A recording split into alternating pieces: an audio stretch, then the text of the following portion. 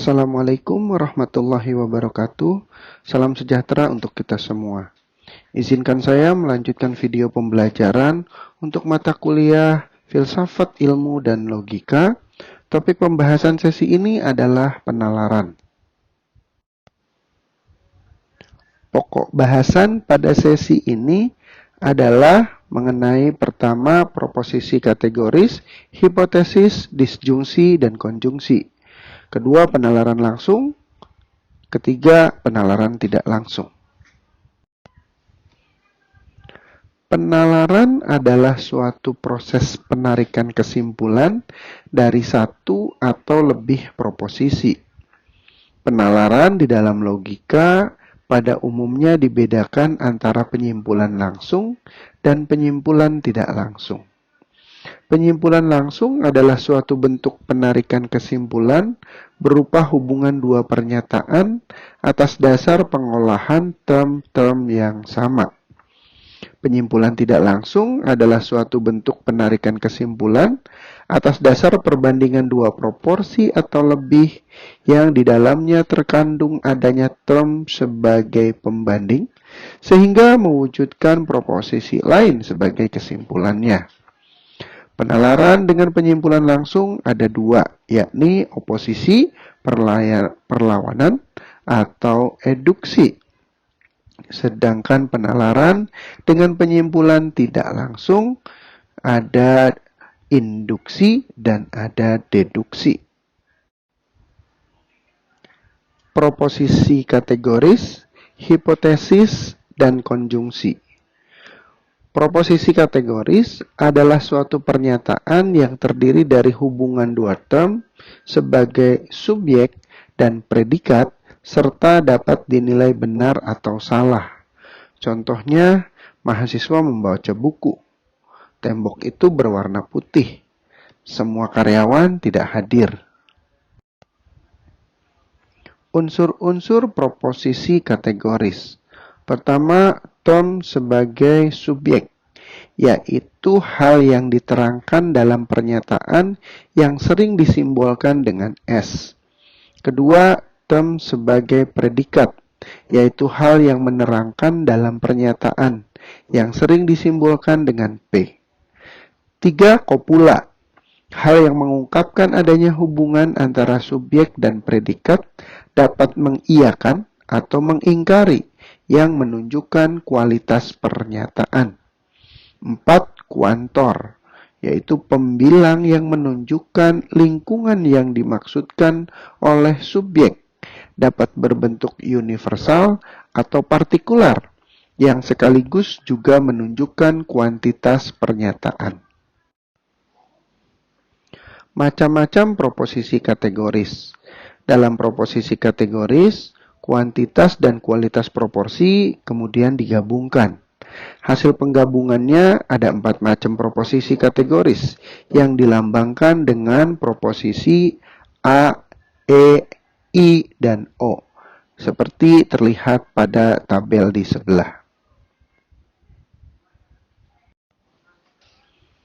Contoh proposisi kategoris, proposisi universal afirmatif atau A. Semua mahasiswa masuk kelas. Kemudian proposisi universal negatif, semua mahasiswa tidak masuk kelas.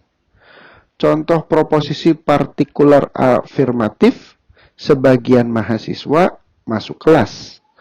Proposisi partikular negatif, sebagian mahasiswa tidak masuk kelas. Berikutnya adalah proposisi hipotesis, disjungsi, dan konjungsi.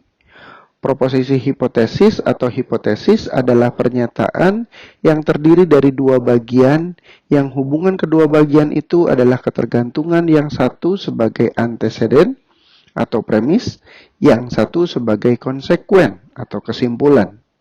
Proposisi hipotesis ada dua, yakni proposisi hipotesis bikondisional dan proposisi hipotesis kondisional. Proposisi hipotesis bikondisional, jika dan hanya jika siku-siku maka sudutnya 90 derajat. Contoh proposisi hipotesis kondisional, jika hujan, maka jalan basah. Proposisi disjungsi. Proposisi ini ditandai dengan atau. Ada dua proposisi disjungsi, yaitu proposisi disjungsi inklusif. Contohnya, peserta pelatihan logika adalah hanya mahasiswa dan atau guru. Kedua, proposisi disjungsi eksklusif. Contohnya, Amir ketika terjadi pembunuhan berada di kampus atau di rumah. Proposisi konjungsi. Proposisi yang menegaskan bahwa dua predikat dihubungkan dengan subjek yang sama. Proposisi ini ditandai dengan dan. Contohnya, Bung Karno adalah seorang proklamator dan Presiden pertama Republik Indonesia. Penalaran langsung atau penalaran oposisi.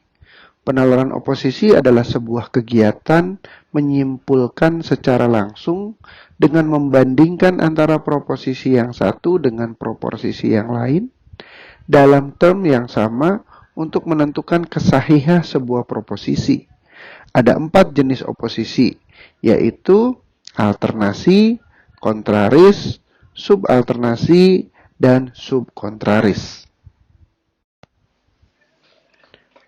Tabel benar. 4 jenis oposisi tadi apabila dibuatkan dalam bentuk tabel, maka akan menjadi tabel seperti ini.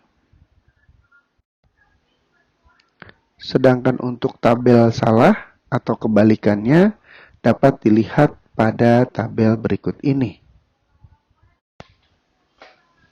Contoh penalaran oposisi. Tentukan jenis oposisi, apakah kontraris, kontradiksi, subkontraris, atau subalternasi. Dan berdasarkan hukum-hukum oposisi, tentukan benar atau salah.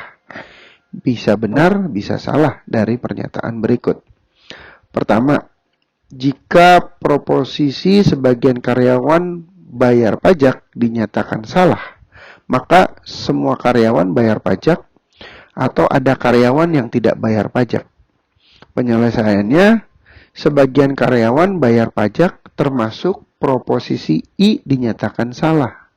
Maka semua karyawan bayar pajak termasuk proposisi A.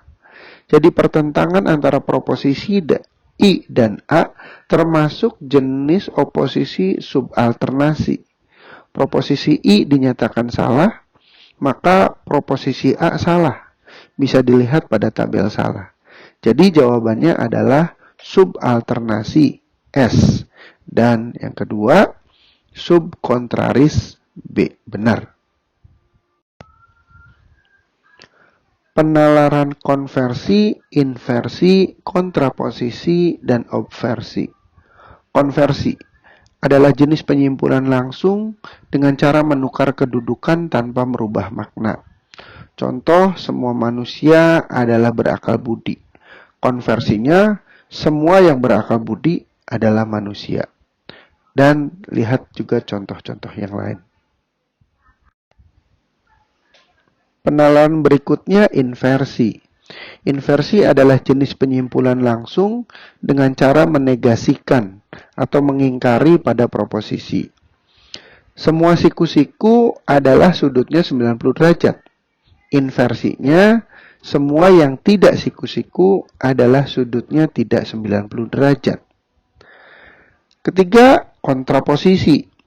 Jika penyimpulan langsung dengan cara menukar kedudukan serta menegasikannya.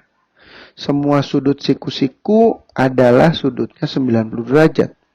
Kontraposisi, semua yang bukan sudut 90 derajat adalah bukan siku-siku. Penalaran konversi, inversi, dan kontraposisi yang terjadi sama makna atau ekuivalen adalah konversi. Supaya terjadi ekuivalen, di samping konversi adalah obversi. Obversi ini berangkat dari kaidah P sama dengan negatif P. Langkah obversi mengubah kualitas dari proposisi menjadi kuantitas tetap. 2. Menegasikan atau mengingkari predikat. Contoh, kekuasaan presiden terbatas. Obversinya, kekuasaan presiden tidak tak terbatas. Penalaran tidak langsung yang terdiri dari induksi, deduksi, dan metode Mills. Induksi adalah suatu bentuk penalaran yang menyimpulkan suatu proposisi umum dari sejumlah proposisi khusus. Deduksi adalah penalaran yang menyimpulkan hal khusus dari sejumlah proposisi yang umum. Contohnya dapat dilihat pada layar. Penyimpulan kausal atau metode Mill. Penyimpulan kausal banyak digunakan baik dalam perenungan filsafat maupun dalam penelitian ilmiah, yaitu merupakan penarikan kesimpulan yang didasarkan atas hubungan sebab akibat. Penyimpulan kausal telah dirumuskan dalam bentuk suatu metode yang khusus untuk menarik kesimpulan dengan hubungan sebab akibat. Metode penyimpulan kausal pertama kali dikemukakan oleh seorang filsuf Inggris, John Stuart Mills, sehingga metode ini sering disebut dengan metode Mills. Ada 5 metode Mills. Metode Mills yang pertama adalah metode persesuaian atau method of agreement. Disebut juga metode persamaan, yaitu menyatakan jika dua peristiwa atau lebih dari suatu gejala tertentu memiliki satu faktor yang sama, maka faktor tersebut dapat dianggap sebagai sebab dari gejala itu. Kedua, metode perbedaan atau method of difference. Menyatakan jika terdapat dua peristiwa, yang satu berkaitan dengan suatu gejala tertentu dan yang lain tidak. Sedang pada peristiwa yang satu itu terdapat sebuah unsur dan pada peristiwa lainnya tidak terdapat, maka unsur itulah yang disebut yang merupakan sebab dari gejala tersebut. Metode Mill yang ketiga adalah metode gabungan persesuaian dan perbedaan atau joint method of agreement and difference. Jika dua peristiwa atau lebih yang di dalamnya terjadi gejala tertentu mempunyai persamaan satu unsur, sedang dua atau lebih peristiwa yang di dalamnya tidak terdapat gejala tersebut tidak mempunyai persamaan kecuali tidak adanya unsur itu. Maka unsur yang semata-mata membuat dua kelompok peristiwa itu berbeda adalah merupakan akibat atau sebab dari gejala tersebut. Metode yang keempat adalah metode sisa atau method of residues. Jika terdapat beberapa gejala sebab akibat dari beberapa faktor dan dengan pengurangan faktor dapat mengurangi gejala tersebut, maka sisa dari gejala itu merupakan akibat dari sebab-sebab selebihnya. Metode Mill yang terakhir adalah metode perubahan seiring atau method of concomitant variations. Di antara dua peristiwa, jika dengan adanya perubahan unsur peristiwa kedua, dan sebaliknya unsur peristiwa kedua tidak mengalami perubahan, jika unsur pada peristiwa pertama tidak berubah, maka dua unsur dalam dua peristiwa tersebut berhubungan sebagai sebab akibat.